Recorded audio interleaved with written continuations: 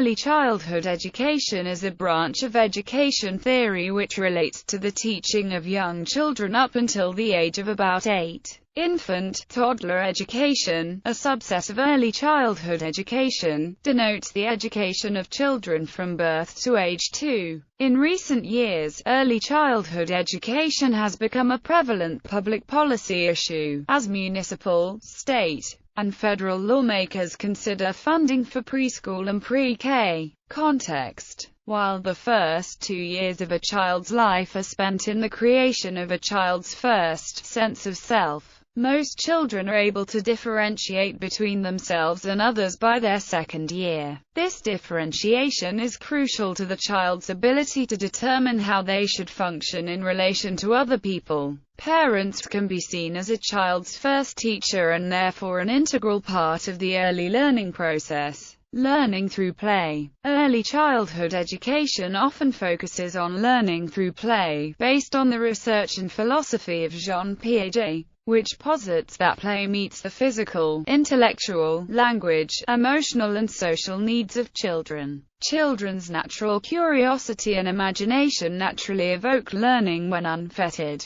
Thus, children learn more efficiently and gain more knowledge through activities such as dramatic play, art, and social games. Tassoni suggests that some play opportunities will develop specific individual areas of development, but many will develop several areas. Thus, it is important that practitioners promote children's development through play by using various types of play on a daily basis. Key guidelines for creating a play-based learning environment include providing a safe space, correct supervision, and culturally aware, trained teachers who are knowledgeable about the early years foundation. Davey states that the British Children's Act of 1989 links to play work as the Act works with play workers and sets the standards for the setting such as security, quality and staff ratios. Learning through play has been seen regularly in practice as the most versatile way a child can learn. Margaret Macmillan suggested that children should be given free school meals, fruit and milk,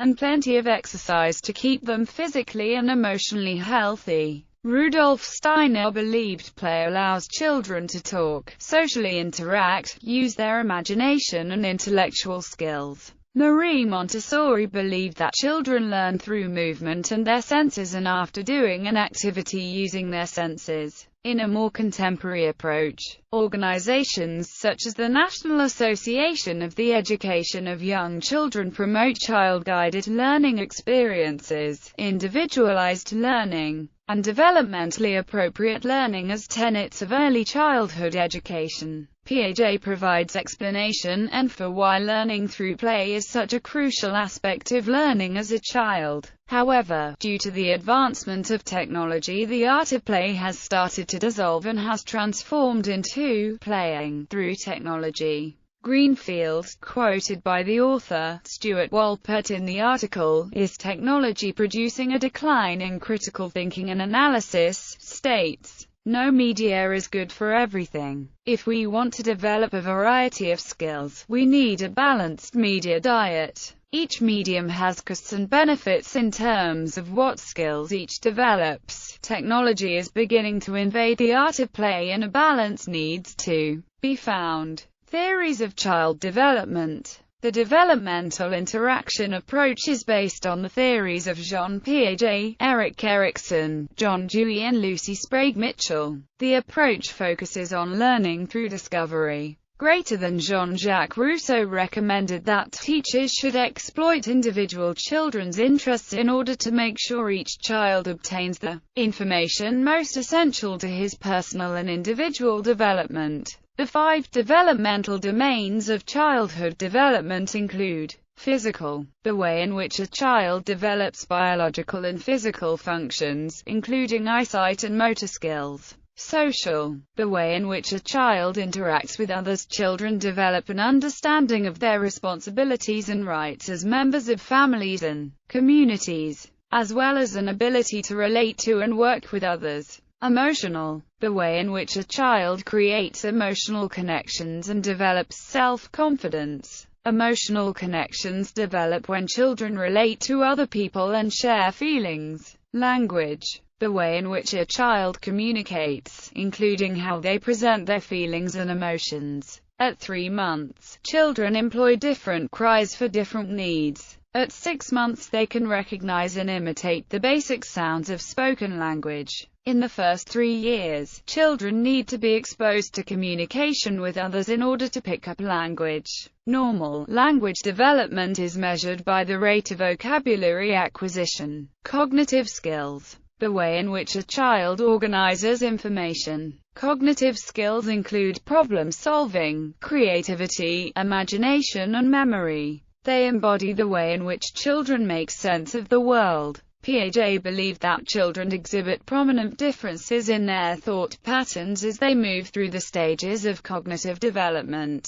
Sensory-motor period, the pre-operational period, and the operational period. Vygotsky's socio-cultural learning theory. Russian psychologist Lev Vygotsky proposed a socio-cultural learning theory that emphasized the impact of social and cultural experiences on individual thinking and the development of mental processes. Vygotsky's theory emerged in the 1930s and is still discussed today as a means of improving and reforming educational practices. Vygotsky argued that since cognition occurs within a social context, our social experiences shape our ways of thinking about and interpreting the world. Although Vygotsky predated social constructivists, he is commonly classified as one. Social constructivists believed that an individual's cognitive system is a result of interaction in social groups and that learning cannot be separated from social life. Vygotsky proposed that children learn through their interactions with more knowledgeable peers and adults. His concept of the zone of proximal development is the difference between what a learner can do without help and what a learner can do with help.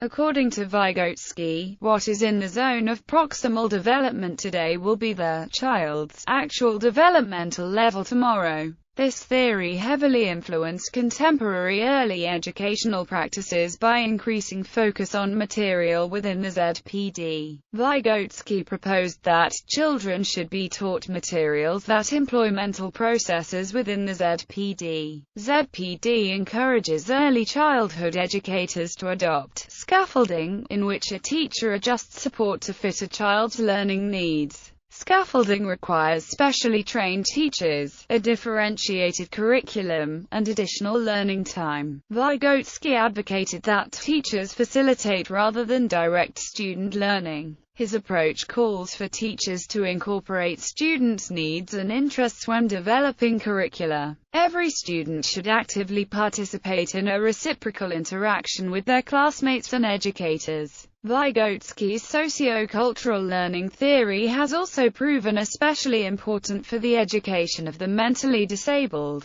According to Vygotsky, special education was the creation of what he called a positive differential approach, that is, the identification of a disabled child from a point of strength rather than disability. Providing the appropriate scaffolding enables students with special needs to develop abstract thinking. Piaget's constructivist theory. Jean Piaget's constructivist theory gained influence in the 1970s and 80s. Although Piaget himself was primarily interested in a descriptive psychology of cognitive development, he also laid the groundwork for a constructivist theory of learning. Piaget believed that learning comes from within. Children construct their own knowledge of the world through experience and subsequent reflection. He said that, if logic itself is created rather than being inborn, it follows that the first task of education is to form reasoning. Within Piaget's framework, teachers should guide children in acquiring their own knowledge rather than simply transferring knowledge. According to Piaget's theory, when young children encounter new information, they attempt to accommodate and assimilate it into their existing understanding of the world.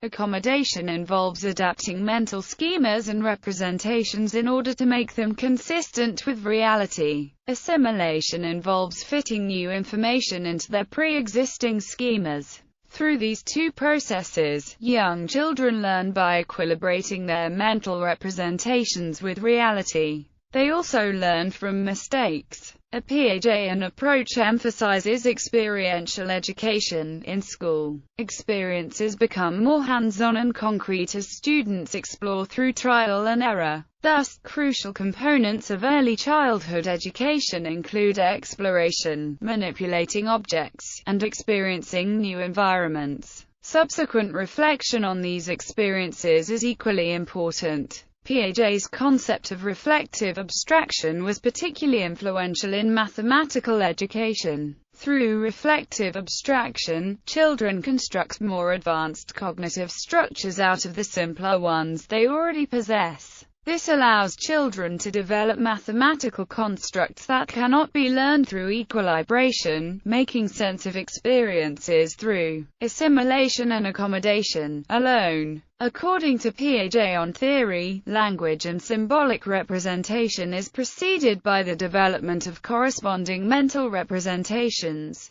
Research shows that the level of reflective abstraction achieved by young children was found to limit the degree to which they could represent physical quantities with written numerals. Piaget held that children can invent their own procedures for the 4 arithmetical operations, without being taught in any conventional rules. Piaget's theory implies that computers can be a great educational tool for young children when used to support the design and construction of their projects. McCarrick and Schauming found that computer play is consistent with this theory. However, Plowman and Stephen found that the effectiveness of computers is limited in the preschool environment. Their results indicate that computers are only effective when directed by the teacher. This suggests, according to the constructivist theory, that the role of preschool teachers is critical in successfully adopting computers. Kolb's experiential learning theory. David Kolb's experiential learning theory, which was influenced by John Dewey, Kurt Lewin and Jean Piaget, argues that children need to experience things in order to learn. The process whereby knowledge is created through the transformation of experience. Knowledge results from the combinations of grasping and transforming experience. The experimental learning theory is distinctive in that children are seen and taught as individuals. As a child explores and observes, teachers ask the child probing questions. The child can then adapt prior knowledge to learning new information. Kolb breaks down this learning cycle into 4 stages. Concrete experience, reflective observation, abstract conceptualization, and active experimentation. Children observe new situations, think about the situation, make meaning of the situation, then test that meaning in the world around them. The practical implications of early childhood education. In recent decades, studies have shown that early childhood education is critical in preparing children to enter and succeed in the classroom, diminishing their risk of social, emotional, mental health problems and increasing their self-sufficiency as adults. In other words, the child needs to be taught to rationalize everything and to be open to interpretations and critical thinking. There is no subject to be considered taboo, starting with the most basic knowledge of the world he lives in, and ending with deeper areas, such as morality, religion and science. Visual stimulus and response time as early as 3 months can be an indicator of verbal and performance IQ at age 4 years. By providing education in a child's most formative years, ECE also has the capacity to preemptively begin closing the educational achievement gap between low and high-income students before formal schooling begins. Children of low socioeconomic status often begin school already behind their higher SES peers, on average, by the time they are 3. Children with high SES have 3 times the number of words in their vocabularies as children with low SES. Participation in ECE, however, has been proven to increase high school graduation rates, improve performance on standardized tests, and reduce both grade repetition and the number of children placed in special education, especially since the first wave of results from the Perry Preschool project were published.